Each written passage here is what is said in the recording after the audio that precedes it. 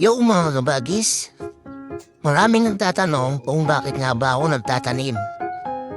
Pwede naman akong bumili ng mga gulay, mga pang sahog-sahog yan.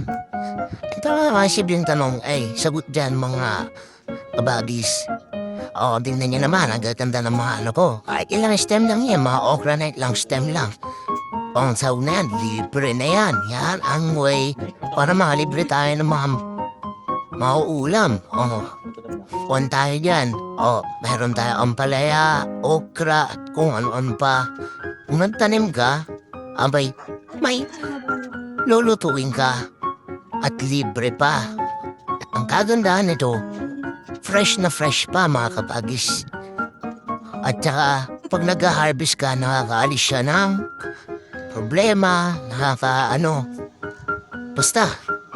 Ito na yung binigay ng kapit